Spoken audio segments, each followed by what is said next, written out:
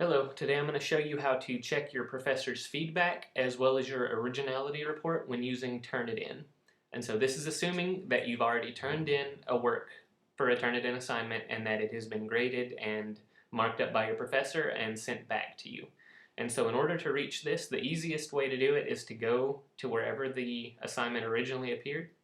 And in this case, it'll look a little bit different because this is an older course that I've brought back up just for the purposes of this video, but you click wherever the assignment originally was, it'll bring up the name of the assignment. You'll see this View Complete button. This should be where you submitted the work in the first place. You click that, and after a second, my computer's going pretty slow today.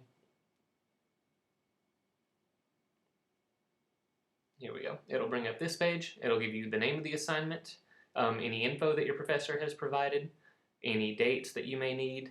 It'll give you a brief overview of your similarity, it calls it here. It calls it an originality report in the full version.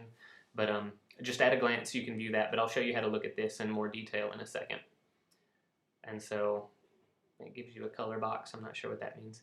But in order to see the full markup, you'll need to click this View button. It'll bring up a separate window. Let me move this slightly so it's more in frame for my video capture. And depending on how long the document is, sometimes it can take a little bit to bring it up. The longer it is, the longer it'll take to load. And so here we go. You can see here that I'm looking at the grade mark tab. And what this is, this will be where your professor has provided any feedback.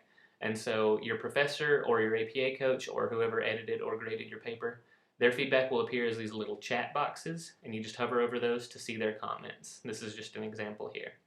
In addition, the computer will also show you, it'll create an automatic ETS edit, and this works similar to the spell check function in Word. It'll find article errors, misspellings, plurality issues, compound sentences, things like that. But the important thing to remember about these is that they are computer generated, and like the word spell checks, sometimes they're completely incorrect. Sometimes the computer thinks you're trying to do something completely different than what you're actually trying to do. And so down here you can say that it doesn't like the word ethicality, and which is a word it just doesn't recognize it as such, and then it wants me to hyphenate 91%. And so for these you'll have to use your best judgment, just do whatever you believe to be correct. And so in order to see the originality report, which is this number here, this 20%, you'll click on the originality tab, and that will switch you to a different interface. And so over here it'll show you all of your sources, or all of the places that you have taken material directly from, and it'll give you a percentage of your paper, how much of your paper is comprised of that source. And so these numbers, these percentages next to individual sources, are actually quite a bit more important than your overall similarity number. Things like literature reviews tend to have pretty high similarity numbers because you're discussing a topic that's already been discussed in detail, and things like that. But what we're mainly concerned with is if these numbers are very high, then it shows us that you've taken large portions of them, of these sources, and put them directly into your paper. And so the most important thing is to always make sure that you have cited these correctly.